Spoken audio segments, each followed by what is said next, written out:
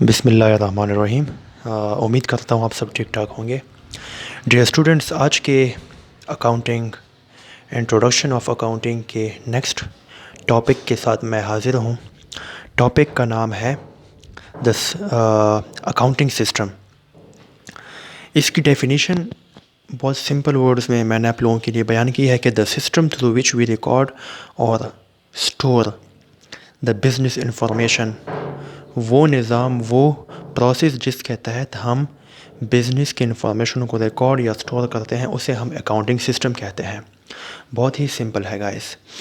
तो accounting system के दो तरीके हैं, दो प्रोसीजर्स हैं जिसके तहत हम अकाउंटिंग इंफॉर्मेशन को रिकॉर्ड और स्टोर करते हैं। नंबर 1 है कैश अकाउंटिंग एंड नंबर 2 है एक्रूअल अकाउंटिंग। कैश अकाउंटिंग क्या होता है?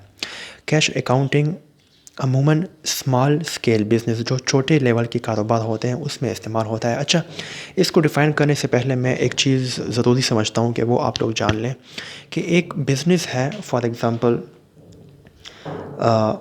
उसका स्टार्टिंग डेट है 1 जनवरी 2017 एंड उसका एंडिंग पीरियड है 31 दिसंबर 2017।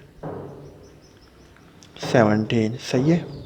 तो जब ये बिज़नेस स्टार्ट होगा तो इसको अपने फर्स्ट डेट से ही डिसाइड करना होगा कि वो कैश अकाउंटिंग सिस्टम के तहत सब कुछ रिकॉर्ड करना चाहती है या एक्रूअल अकाउंटिंग सिस्टम के तहत। ठीक है, इनको ये स्टार्ट में ही डिसाइड करना होगा। बीच में बिटवीन आप आप अपने इस सिस्टम को चेंज नहीं कर सकते। ठीक है, बीच में आप अगर फॉर एग्ज़ाम्पल आपने कैश अकाउंटिंग सेलेक्ट किया हुआ है, उसके तहत आप सब कुछ रिकॉर्ड कर रहे हैं, तो आफ्टर फ्यू मंथ्स पर आप चेंज नहीं हो सकते इनटू एक्रूअल अकाउंटिंग सिस्टम। ठीक है, तो ये बात आप लोगों को अपने माइंड में रखनी है। तो कैश अकाउंटिंग सिस्टम में क्या होता है, उसमें हम कैश ट्रांजैक्शन जो आते हैं और जाते हैं उसको हम रिकॉर्ड करते हैं। जो कैश की शक्ल में नहीं होते उसको हम रिकॉर्ड नहीं करते। फॉर एग्ज़ाम्पल हमारी कंपनी है 1 जनवरी 2017 को इसका टाइम शुरू हुआ है एंड एंडिंग पीरियड है 30 दिसंबर 2017। बिस्किट मैन्युफैक्चरिंग कंपनी है, ठीक है। उसमें एक पैक जो है उसकी RS 10 रुपीज़ प्राइस है।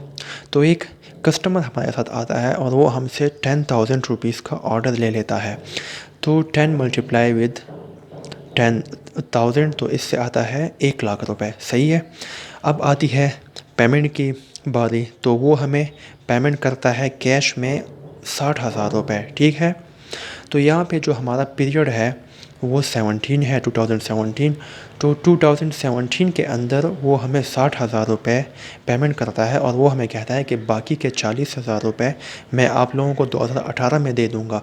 तो हमने अपने रिकॉर्डिंग सिस्टम में जो 2017 में हमें कैश मिला है, हमने उसको रिकॉर्ड करना है।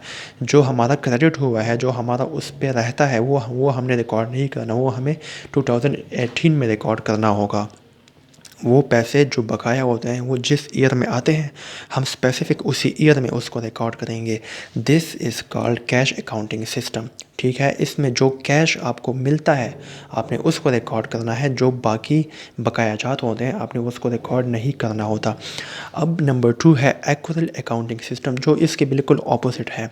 इसमें हमने cash transaction and credit transaction दोनों को रिकॉर्ड करना होता है। और इसकी यही एग्जांपल मैं आप लोगों को देता हूँ कि इस बंदे ने कहा कि 60,000 रुपये मैं आपको 2017 में दे रहा हूँ एंड 40,000 रुपये मैं आप लोगों को बाद में दूंगा 2018, 2019, व्हाटएवर।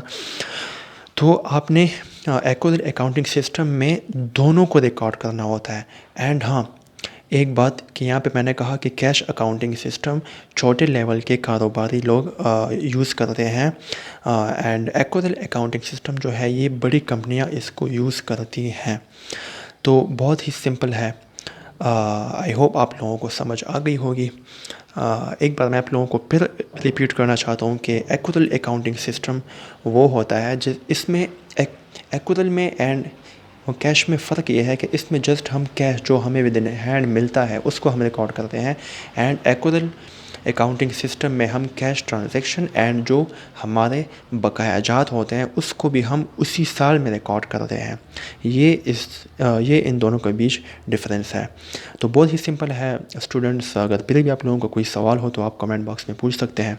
इंशाल्लाह आई विल रिप्लाई एंड मिलते हैं नेक्स्ट वीडियो लेक्चर में। तब तक अपना ख्याल रखिए। Take care. अल्लाह हाफिज़।